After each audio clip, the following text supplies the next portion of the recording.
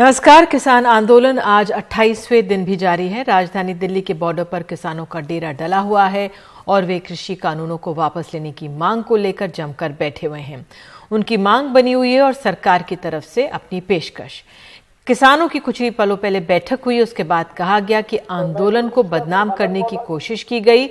हमें कोई ठोस प्रस्ताव नहीं मिला है, अगर मिलेगा तब बातचीत करेंगे।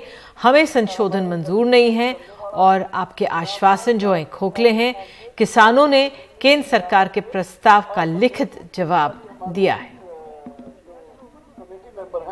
तो आज वैरायटी हम आपको आश्वस्त करना चाहते हैं कि प्रदर्शनकारी किसान और किसान संगठन सरकार से वार्ता के लिए तैयार हैं और इंतजार कर रहे हैं कि सरकार कब खुले मन, खुले दिमाग और साफ नीयत से इस वार्ता को आगे बढ़ाए। आपसे आग्रह है कि आप निरर्थक संशोधनों के खारिज प्रस्तावों को दोहराने की बजाय कोई ठोस प्रस्ताव लिखित रूप में भेजें ताकि उसे एजेंडा बनाकर जल्द से जल्द वार्ता के सिलसिले को दोबारा शुरू किया जा सके। तो किसानों को लुभाने के बड़े प्रयास भी हो रहे हैं। 25 दिसंबर यानी शुक्रवार को किसान आंदोलन का 1 महीना हो जाएगा और इस दिन अटल बिहारी वाजपेयी की जयंती के मौके पर प्रधानमंत्री नरेंद्र मोदी 9 करोड़ छोटे मंझोले किसान परिवारों को 18,000 करोड़ की राशि आवंटित करेंगे। यानी 9 करोड़ किसान परिवारों के हिस्से 2,000 रुपए आएंगे। ये राशि प्रधानमंत्री किसान सम्मान निधि के तहत आवंटित की जाएगी। तो आज उत्तर प्रदेश में भी किसानों को लुभाया गया, किसान दिवस मनाया गया। और आपको बता दें, मुख्यमंत्री योगी आदित्यनाथ ने कुछ किसानों को यहां पर ट्रैक्टर भी बांटे हैं, वो इस कार्यक्रम में शामिल भी हुए। तो सुल्तानपुर में कांग्रेस कार्यकर्ताओं ने किसानों का जो समर्थन करते हुए विरोध प्रदर्शन किया है। और ये सुल्तानपुर, उत्तर प्रदेश के सुल्तानपुर से सीधे तस्वीरें आप देख रहे हैं।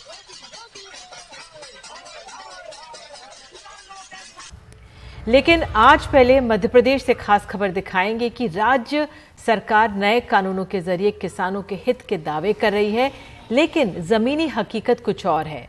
किसान ही खुद बता रहे हैं आप बीती। हमारे सहयोगी अनुराग द्वारी की ये ग्राउंड रिपोर्ट देखें।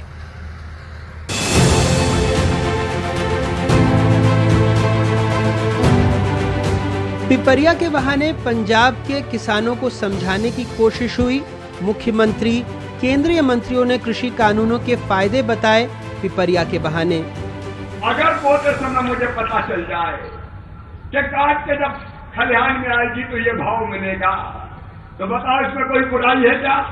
कई किसान पहले भी कांटेक्ट करते हैं, खाद बीज के लिए पैसा भी मिल गया, मदद भी हो गई और व्यापारी को 3,000 रुपये फिर खरीदना पड़ेगा, कंपनी को खरीदना पड़ेगा। कोई बेईमानी नहीं कर सकता और बेईमानी करेगा तो सजा मिलेगी। जैसे पिपरिया में, आपको पता है मध्य प्रदेश की पिपरिया 3,000 रुपया कुंटल धान का तय किया। एक कंपनी, राइस कंपनी ने दिल्ली की, बदल गए कि 3,000 मिली लेंगे, तो ये कानून था नरेंद्र मोदी का, पकड़ लिया कंपनी को और 3,000 रुपया कुंटल किसान का धान बिकवा के पूरे 3 दिन के अंदर पैसे खाते में डलवा दिए। क्या वाकई अनुबंध किया तो कंपनी सारी फसल खरीद लेगी? क्या वाकई पिपरिया के किसानों को न्याय मिला है? पहले बात उसी किसान की जिसने इस मामले को उठाया, भौखेड़ी कला के पुष्पराज सिंह। उन्होंने 40 एकड़ में धान लगाया था। वैसे स्पष्ट कर दें कि ये कांग्रेस के पदाधिकारी रहे हैं। मुख्यमंत्री ने भी इनके नाम का ही जिक्र किया था। हम पिछले 4 साल से उस कंपनी से अनुबंध खेती कर रहे हैं, कहीं कोई दिक्कत नहीं आई। अनुबंध इस साल हमारा अनुबंध ये था कि जो फ्लैट रेट होगा मंडी का सर्वाधिक, उस पर हम 50 रुपये बोनस देंगे। इन्होंने 2400 लिया, 2500 लिया, 2600 लिया। अब जैसे ही 2950 मंडी का भाव बढ़े और एक फ्लैट रेट निकला 2950, दूसरा वन था आपका भी, सबका वही है, सबका वही। और वैसे ही प्लस 50 इनको 3,000 खरीदी करना था। पिछले 2 साल से 3,000 धान नहीं बिकी, नहीं, किसान परेशान था और किसानों ने इनसे कह रखा था जैसे ही 3,000 का भाव मिलेगा हम लोग आपको देंगे। और जैसे ही 3,000 का भाव हुआ तो फॉर्चून के अलावा जितनी भी कंपनियां हैं यहाँ पर, जिनसे कॉन्ट्रैक्ट खेती करने जो यहाँ पर आई हैं, जो हमको कॉन्ट्रैक्ट में बीज देती हैं, सबके मोबाइल बंद है। शिवराज जी जो कह रहे हैं कि हमने न्याय दिलाया है, न्याय की बात तो जब आई जब कंपनी ने बेईमानी की। अगर हम उसको नहीं पकड़वाते, अगर हम उसको अगर वो हमारी गिरफ्त भाग जाता तो आप किससे दिलाते? छोटे किसान तो बर्बाद हो ही जाएंगे साहब अनुबंध खेती में, क्योंकि इतनी महंगी दवाइयाँ नहीं ले सकते।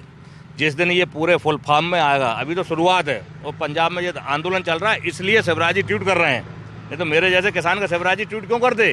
कुछ नहीं मिला। गाड़ाघाट के ब्रजेश पटेल, इन्होंने भी फॉर्चून कंपनी से अनुबंध किया, 20 एकड़ में धान लगाया था, अब अपने खलिहान में रखने को मजबूर हैं। कंपनी ने धान उठाने से मना कर दिया, ये कहकर कि धान में हेक्सा, एक किस्म के कीटनाशक की मात्रा आ गई है। 2 बार लैब टेस्ट भी करवाया, लेकिन एक बार भी रिपोर्ट नहीं दी कंपनी ने। आरोप है कि इस बार रिपोर्ट के नाम पर 8,000 रुपए मांगे जा रहे हैं। ब्रजेश का कहना है कि कंपनी बहाने बना रही है, अब वो कभी अनुबंध नहीं करेंगे। ये पूसा 1 क्वालिटी का धान उगाते हैं, कहते हैं अब मंडी में ही बेचेंगे। वहाँ आश्वासन रहता है, जो अनुबंध मिला था वो 1 पन्ने का है, जिसमें कंपनी का कोई सील या हस्ताक्षर नहीं। जिस दुकान से दवा खाद खरीदते हैं उसके मालिक का नाम है, हस्ताक्षर उसके भी नहीं। ये ठग रहे हैं। और मेरा तो ये मानना है कि जैसे भले ये कानून आ रहा है, जब यहीं ये देखने को मिल रहा है एक नमूने के तौर पे कि कोई फायदा नहीं और मुकर रहे हैं, धोखाधड़ी अभी हो रही है, तो फिर बड़े पैमाने पे जब पास ही हो जाएगा कृषि कानून, तब तो किसान बहुत परेशान हो। इसी गांव के किसान घनश्याम पटेल ने दूसरी कंपनी वीटी के साथ अनुबंध किया। इनका धान भी कंपनी ने रिजेक्ट कर दिया है। अनुबंध के नाम पर 1 पन्ने का भी कागज नहीं है। कहते हैं ये खाद, दवा, कीटनाशक की पर्ची ही इनके लिए अनुबंध का सर्टिफिकेट था। अब वो भी धान मंडी में ही बेचने का फैसला कर चुके हैं। अपील के लिए हमारे पास कोई कागज नहीं उनके, जो सिर्फ कीटनाशक वाले के पर्चे हैं अपने पास, और क्या है। यही तो हम कह रहे हैं मोदी से, जो मंडियां खुली रहेंगी थाल मंडी में बेच लेंगे किसान कम से कम। तो आपको भी लगता है जो किसान कह रहे हैं, जिनके मन में डर है कि कॉन्ट्रैक्ट फार्मिंग आएगा तो किसान बर्बाद हो जाएगा, बड़ी कंपनी? तो बिल्कुल बर्बाद होगा, इसी तरह बर्बाद होगा। पेपरिया वाले अपने साथ ये कर रहे हैं कि तुम्हारा अनुबंध था और ये और वो, जब बाहर वाले को तो कोई जाने पहचान नहीं, तो वो तो निश्चित फेल होना ही होना है। आपको कोई भरोसा नहीं रहेगा? बिल्कुल कोई भरोसा नहीं। मंडियां यदि बंद हो गई फिर तो किसान की और दुर्गति हो जाएगी। गाड़ाघाट के कई किसानों की व्यथा एक जैसी है। कुछ का धान खरीदा गया, कुछ का नहीं। किसान कहते हैं 2-3 साल से दाम चढ़े नहीं थे तो खरीद में कोई दिक्कत नहीं थी। इस साल जैसे ही 2,950 रुपए का रेट मंडी में गया, कंपनी के प्रतिनिधि ने फोन बंद कर दिया। ऐसे कॉन्ट्रैक्ट फार्मिंग से वो तौबा करते हैं, क्योंकि जिस दुकान से वो अनुबंध लेते हैं वहीं से दवा खरीदने का भी दबाव रहता है। वो जैसे ही धान 3,000 पहुंची तो सभी के फोन बंद थे सर। मतलब किसी किसान से बात करने के लिए वो तैयार नहीं थे। सैंपल फेल है हमारा। आपको पूरा नाम बता दीजिएगा? पतिराम पटेल। आपको भी सैंपल फेल कर दिया? कोई पर्ची वर्ची दी उन्होंने सैंपल फेल की? कोई लैब रिपोर्ट कुछ नहीं दी। वो तो वो मुंह से कह देते, किसी को कुछ नहीं देते। किसानों को गुमराह कर रहे हैं सब। गुमराह अभी तो किसानों की जागत है। जब दिल्ली में बैठे 25 दिन से, जब जागत है तो फिर कागज हुआ, अब जा तो आप अंदाज लगा लो। इन सारे किसानों ने जिस दुकान से अनुबंध का फॉर्म लिया था वो है आशीष सोडानी। ये किरदार इस कहानी में बहुत अहम है। कई किसानों के अनुबंध पर इनका नाम है। ये फॉर्चून के मुलाजिम नहीं है। पिपरिया में खाद बीज की एग्रो सर्विस सेंटर के नाम से बड़ी दुकान है। ये कहते हैं कंपनी इनके और किसानों के रिश्तों को भुना रही थी। हमारा और फार्मर का जो बॉन्ड है वो आज का नहीं, 40 साल, और शायद ये सरकार नहीं थी तब से है। वो कंपनी कुछ गफलत करती है तो सारा ब्लेम आप पर आएगा। आपने सिग्नेचर किया, आपने साइन किया, या आप कॉन्ट्रैक्ट, तो आपको इस तरह का कोई डर तो नहीं रहता कि ऐसा कुछ हो जाएगा? कोई कंपनी इस साल लगा है। इस साल लगा है। पहले तक तो ऐसा कुछ भी नहीं आया था, लेकिन अब ऐसा लगता है कि उसको कॉन्ट्रैक्ट फार्मिंग को प्रॉपर जो तरीका है उसको लिख के ही किया जाए। पिपरिया में किसानों के नाम पर वाहवाही लूटी एसडीएम साहब ने, कलेक्टर साहब ने, लेकिन शायद ये सवाल उनसे पूछा ही नहीं गया कि नए कानून सितंबर के आखिरी महीने में लागू हुए, कॉन्ट्रैक्ट हुआ था जून जुलाई में, तो आखिर क्या कानून रेट्रो में यानी पहले से ही लागू हो गया? इसी सवाल को पूछने हमने कलेक्टर साहब को फोन लगाया, मैसेज किया, उनके दफ्तर में घंटों भर बैठे रहे, लेकिन वो नहीं मिले। खैर, कृषि मंत्री जी से बात हो गई। वो खुद मानते हैं कि लाल फीताशाही है। लड़ाई तो लड़ना पड़ती है। मैं किसान हूँ, किसानों को कोई भी आसानी से नहीं देता। ये सिस्टम जो है लाल फीताशाही बहुत खतरनाक है। किसानों को विश्वास दिला रहे हैं कि जो अब ये एक्ट के अंतर्गत जो समझौता होगा, किसान सोच समझ के समझौता करे, समझ के करे, और दोनों को बाध्य होगा। पिपरिया में भी जैसे ही कृषि विभाग से उन्होंने राय मांगी, एसडीएम ने, हमने राय दी, उन्होंने सुलह बोर्ड बनाए, सुलह बोर्ड की नहीं मानी, फिर उन्होंने जब एसडीएम ने उस पर कार्रवाई की तब जाके वो कार्रवाई हुई है। तो ऐसे कैसे कॉन्ट्रैक्ट? किसानों को नहीं करना चाहिए ना। मैं कह रहा हूँ जबरदस्ती नहीं है, किसानों के हित में होगा। और हर चीज कहीं किसान के साथ कहीं भी अन्याय होगा, हम किसान के साथ खड़े हैं। ये किसानों की सरकार है और हम न्याय दिलाएंगे। मध्य प्रदेश में 1 मई से ही मॉडल मंडी एक्ट लागू हो गया था। हमने बताया था कि कैसे इसके बाद 47 मंडियों में ना के बराबर खरीद हुई, कई मंडियां बंद हो गईं। किसानों का कहना था पहले ये कंपनियां भी मंडी में रजिस्टर होकर ही उत्पाद खरीदने आती थीं। एक किस्म की गारंटी थी कि जितना माल खरीदेंगी उतने का चेक मंडी बोर्ड में रहेगा, वो भाग जाए तो किसान को नुकसान ना हो। लेकिन मॉडल मंडी एक्ट में इस जिम्मेदारी से वो मुक्त हो गए। इसलिए किसानों को शक है कि 3 साल से कभी जिस कंपनी ने हिमाकत नहीं की वो आज भुएं चढ़ा रही थी, क्योंकि उसे लगा कि उसका कुछ नहीं बिगड़ेगा। इस शक की वजहें भी हैं। नए मॉडल मंडी एक्ट लागू होने के बाद ऐसे कई मामले आए जहां कारोबारियों ने किसानों को ठगा है। सिवनी मालवा में 61 किसानों से व्यापारी ने धान और मक्का खरीदा, लाखों का बकाया लेकर भाग गया। बमौरी में 18 किसानों से कारोबारी ने 20 लाख रुपए का धनिया खरीदा, जो चेक दिए सब बाउंस हो गए।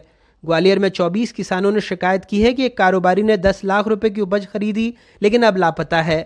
बालाघाट में राइस मिलर ने कई किसानों को धान का भुगतान नहीं किया, अब फरार है। कांग्रेस कह रही है ये सरकार किसानों को ठग रही है। पिपरिया का मैंने जैसा कहा कि किसान से पूछो कि वो संतुष्ट है क्या, समझ में आएगा। वैसा ही गुना में 10 लाख रुपए का धनिया एक किसान का एक कंपनी ने खरीदी, उसके खिलाफ FIR हुई, वो कोर्ट से स्टे लेके आ गया, कोर्ट ने व्यापारी की मदद कर दी। तब समर्थन मूल्य का कहीं जिक्र नहीं था, तब ये है। जब जिक्र था तब ये है, अब नहीं रहेगा तब क्या होगा। तो पिपरिया का झूठ जनता के सामने आया। वैसे सही भी है। अब जब कृषि मंत्री लाल फीताशाही का रोना रोते हैं तो पिपरिया के किसी भौखेड़ी कला या गाड़ाघाट के किसान की क्या हैसियत होगी, ये समझना मुश्किल नहीं है। नाराज किसानों के गुस्से और प्रदर्शन के बीच मध्य प्रदेश की बीजेपी सरकार ने पिपरिया के उदाहरण से ये बताने की कोशिश की कि कैसे अनुबंध पर खेती किसानों के लिए फायदे का सौदा है। लेकिन पिपरिया के कई किसान ऐसे हैं जिनका मानना है कि ये ठीक नहीं है। नए कृषि कानूनों की वजह से ही कंपनी एक तरह से किसानों के शोषण पर उतारू हो गई थी और कॉन्ट्रैक्ट फार्मिंग से मंडियां खत्म होगी और आखिरकार उनको नुकसान ही उठाना पड़ सकता है। पिपरिया से कैमरा पर्सन रिजवान खान के साथ अनुराग द्वारी, NDTV इंडिया। ये किसान भी कुछ राहत महसूस कर रहे हैं कि दिल्ली बॉर्डर पर किसान मौजूद हैं।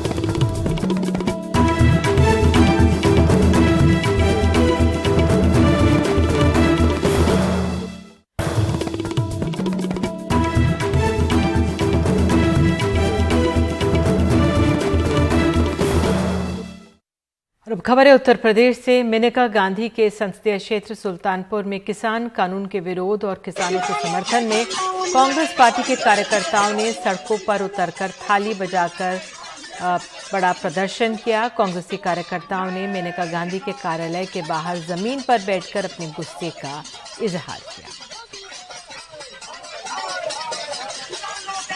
नए कृषि कानूनों पर किसानों और सरकार के बीच चल रहे गतिरोध का कोई हल निकलता नजर नहीं आ रहा। अब आंदोलन कर रहे लोगों के सामने समस्या ये आ रही है कि प्रदर्शन कर रहे लोगों के लिए शौचालय जैसी सुविधाएं कैसे दी जाएं। लोग ज्यादा हैं और सुविधाएं कम। घटनास्थल से रिपोर्ट। रोजाना हजारों प्रदर्शनकारी दिल्ली हरियाणा बॉर्डर पर आंदोलन से जुड़ते जा रहे हैं। खाने की कमी नहीं है, जरूरत भर की दवाएं भी हैं। लेकिन यहां जमा लोगों के हिसाब से क्या शौचालय भी हैं? फिलहाल दिल्ली सरकार के 350 पोर्टेबल शौचालय हैं, जिनकी समय समय पर सफाई भी होती है। लेकिन क्या इतने लोगों के लिए ये काफी हैं? टिकरी बॉर्डर पे भी जा रही हूँ, लेकिन वहाँ पर सफाई की व्यवस्था बहुत गड़बड़ है। लेकिन यहाँ मैं देख रही हूँ कि चीज़ें ठीक हैं और सुधार की ज़रूरत है और सफाई का और फ्रीक्वेंसी बढ़ाई जानी चाहिए। जी मैंने यहाँ पे टॉयलेट यूज़ किया, लेकिन बहुत बदहाली कंडीशन में है, बदबू मार रही है, कोई पानी का अच्छा इंतजाम नहीं है यहाँ पे। यशपाल सिंह जो दिल्ली सरकार के शौचालयों के प्रभारी हैं, यहाँ की देखरेख कर रहे हैं। उनका कहना है कि वो 24 घंटे इसकी सफाई की कोशिश में लगे रहते हैं। टोटल टॉयलेट्स हैं से 35, 3 शिफ्ट में लेबर है। हमारी एक शिफ्ट में 15 लेबर चलती है। इस जैसे गैर सरकारी संगठन या किसान संगठनों ने भी इक्का दुक्का शौचालय लगाए हैं, लेकिन ये सब काफी नहीं है। हरियाणा वाले के मुख्यमंत्री ये सोचना चाहिए भी लोगों का प्रबंध करना चाहिए। जब बिल्कुल हम किसी की शांतमई प्रोग्राम है, ये सरकार जानबूझ के सानू परेशान कर रही है भी ये चले जाएंगे, ऐसे चले बिल्कुल नहीं जावांगे इत्थे तो। और अब शौचालय भी बहस का एक मुद्दा बन गया है। संयोजक सवाल करते हैं कि शौचालय दिल्ली सरकार ने ही क्यों लगाए हैं, हरियाणा ने क्यों नहीं। यहाँ दिन में 10 बार सेप्टिक टैंक लाया जाता है, 6000 लीटर पानी का इस्तेमाल किया जाता है टॉयलेट एरिया को साफ करने के लिए। लेकिन गौर करने वाली बात यह है कि इस सड़क को प्रदर्शनकारी अपने कमरे, अपने बाथरूम और रसोई की तरह इस्तेमाल कर रहे हैं। यानी अब जरूरत अगर किसी चीज की है तो वो इस सड़क के अपने खुद के ड्रेनेज सिस्टम की। कैमरा पर्सन मोहम्मद कैफ और पूजा आर्या के साथ अरुण सिंह, एनडीटीवी इंडिया। और आगे हम जानेंगे उत्तर प्रदेश से एक युवा जोड़ा दिल्ली क्यों भाग कर आया है और कोर्ट ने क्यों उन्हें संरक्षण दिया है।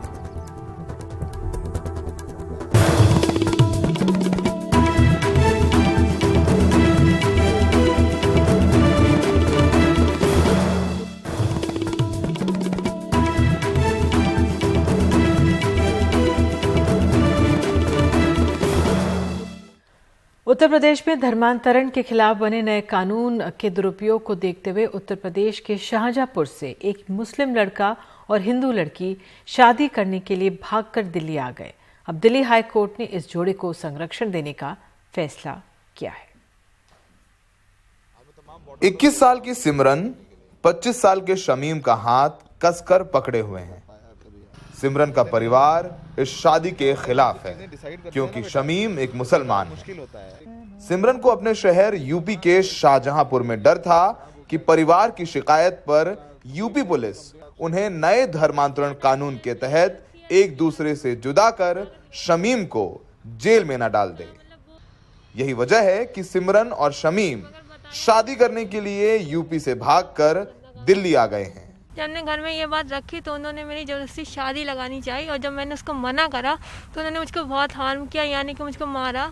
मेरे पापा ने मुझको बहुत बुरी तरीके से मारा, जो कि मेरे राइट हैंड मतलब कि पैर में बहुत दिक्कत हो गई है, इसलिए मैं चलने में प्रॉब्लम होती है। और भी बहुत तरीके से मुझे मारा, इनको फ़ोन से कांटेक्ट करा गया, इनको बुरा भला कहा गया, गाली दी गई और मम्मी ने इनको धमकी दी अगर आपने ऐसा करा। मेरे मामा चाचा ने इनसे कहा कि मैं आपको मार दूंगा। यहाँ पे आके हम एक धनक एनजीओ से मिले, उन्होंने बताया कि अगर हम स्पेशल मैरिज एक्ट के थ्रू अगर शादी करते हैं तो हम लोग काफ़ी सेफ रहेंगे और हम दोनों का धर्म भी चेंज नहीं होगा।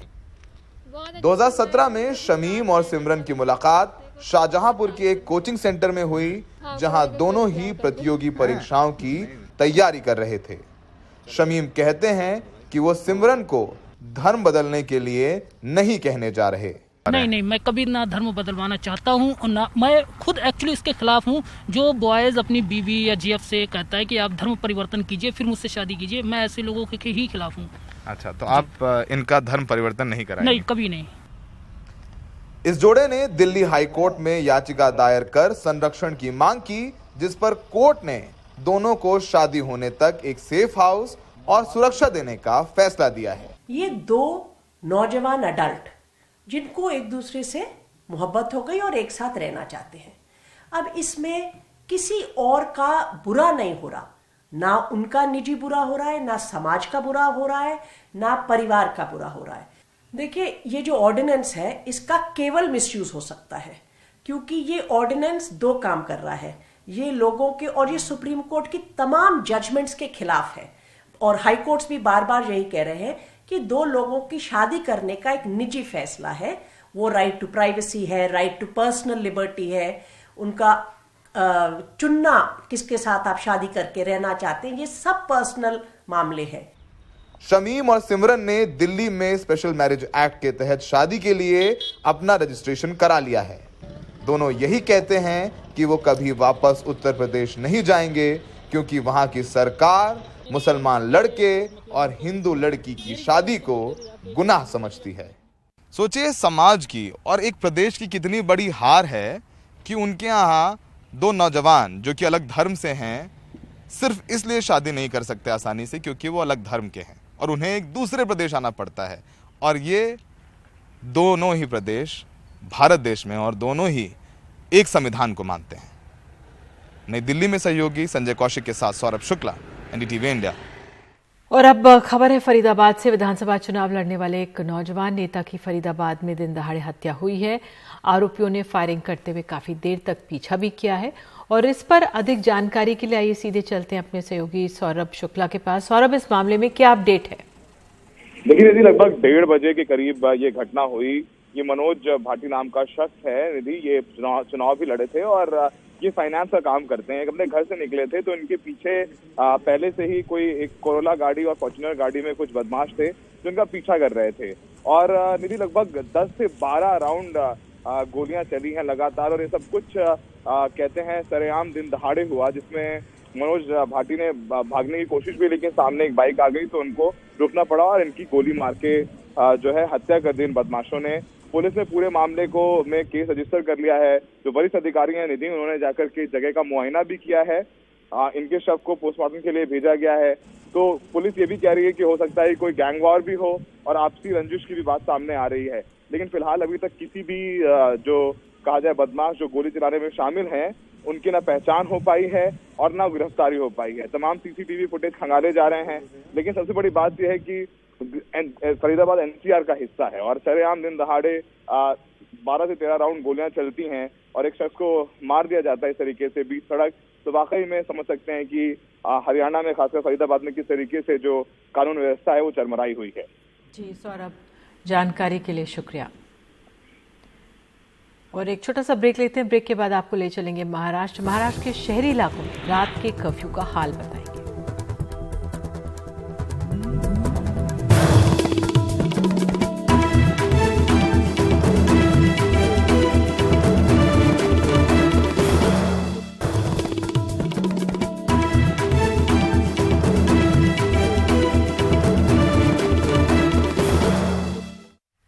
रात की रौनक में जीती भागती दौड़ती मुंबई एक बार फिर से शांत है। महाराष्ट्र के शहरी इलाकों में नाइट कर्फ्यू कल रात से लागू है। कोविड के नए स्वरूप के डर और लोगों को उनकी अनदेखी के कारण ये फैसला लिया गया है। दिसंबर में आर्थिक तौर से खुद को संभालने और अच्छी कामयाबी की पहले जिस तरह से कहा जा रहा था कि होटल और रेस्टोरेंट्स खोल दिए गए, लेकिन अब फिर से ये एक बड़ा झटका माना जा रहा है। कोणती व्यक्ती रात्री 11 ते सकाळी 6 पर्यंत बाहेर फिरताना आढळेल त्याच्यावरती कायदेशीर कारवाई करण्यात येईल। मुंबई, ठाणे, सोलापुर, उल्लासनगर, महाराष्ट्र में नाइट कर्फ्यू के पहले दिन की नाकाबंदी की ये 4 तस्वीरें हैं।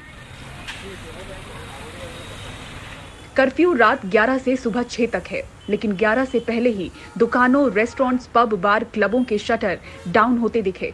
मुंबई के मॉल, बड़े रेस्टोरेंट 10:30 बजे कुछ ऐसे दिखने लगे और 11 बजे शहर शांत नजर आया। जो होटल्स है, बार्स है, उन सबको भी हमने 11 बजे के पहले ही हम लोगों ने उनको बंद करने के आदेश किए हैं। उनका चेकिंग करके अगर कोई दोषी पाया जाता है तो उनके ऊपर ज़रूर हम लोग कार्रवाई करेंगे। विशेषकर नागरिक जो है, जो मेडिकल सर्विसेज या हॉस्पिटल या अत्यावश्यक सेवा के अलावा अगर कोई घूम रहे तो उनके ऊपर भी हम लोग कार्रवाई करेंगे। कोरोना और इसके बदले स्वरूप के खौफ ने क्रिसमस और नए साल का जश्न भी घरों तक ही सीमित कर दिया है।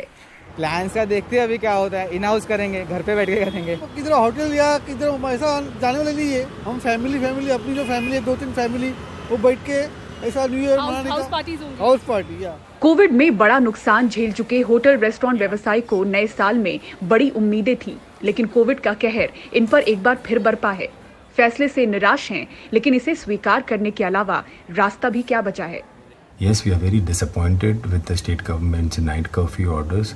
In fact, just about last week we had represented that this night curfew से हम निराश हैं। बीते हफ्ते ही हमने राज्य सरकार को लिखा था कि रेस्टोरेंट्स को और 2 घंटे खुले रखने की इजाजत दे दे। इस तरह से हम सरकार के लिए 50 से 70 करोड़ का अतिरिक्त राजस्व जोड़ते और हजारों रोजगार इससे पैदा होते। पर हमने इस फैसले को विनम्रता पूर्वक स्वीकार कर लिया है और रेस्टोरेंट होटल में नए साल का जश्न अब 12 बजे नहीं बल्कि 10:30 ही होगा, ताकि तब तक मेहमान चले जाएं और 11 बजे तक सब बंद हो जाए। Our industry being a very socially aware and always in support of the government, we have accepted this humbly and we have requested our members to move in the New Year celebration from 12 to 10:30. So 10:30 we'll be ringing in New Year and everybody will celebrate by 10:30 and guests will leave and 11 o'clock we'll be all shut. Mumbai की रातें हमेशा गुलजार रहती हैं। बड़े छोटे हर restaurant hotel दिसंबर महीने को कमाई का बड़ा अवसर मानते हैं, लेकिन नियमों की धज्जियां उड़ाती नाइट क्लब, पब, होटल्स की ये हालिया तस्वीरें राज्य में नाइट कर्फ्यू लाने का बड़ा कारण बनी हैं। हालांकि महाराष्ट्र सरकार ने कंटेनमेंट जोन के बाहर वाटर स्पोर्ट्स, इंडोर एंटरटेनमेंट गतिविधियों और टूरिस्ट प्लेसेस को खोलने की अनुमति दे दी है। तो रात के 11:02 हो चुके हैं और मुंबई में नाइट कर्फ्यू का आज पहला दिन है। सड़कें आप देखिए जिस तरह से अमूमन नजर आती हैं रात के समय, उसी तरह से नजर आ रही है, क्योंकि इन गाड़ियों पर आवाजाही पर पाबंदी नहीं है। पाबंदी है एक जगह पर 5 से ज्यादा लोगों के इकट्ठा होने पर, यानी कि नाइट कर्फ्यू है, लॉकडाउन नहीं है। और ये जो आप जगह देख रहे हैं ये एक बस स्टैंड है। यहाँ पर जो लोग इकट्ठा हो रहे हैं, अगर 5 से ज्यादा की भी संख्या है तो पुलिस इन पर सख्ती नहीं दिखा रही है। सख्ती उन रेस्टोरेंट्स और उन नाइट क्लब और पब्स पर दिखाई जा रही है जहाँ पर लगातार सोशल डिस्टेंसिंग की धज्जियां उड़ रही थी। मुंबई में गणेश परब और धनेश के साथ पूजा भारद्वाज, एनडीटीवी इंडिया के लिए।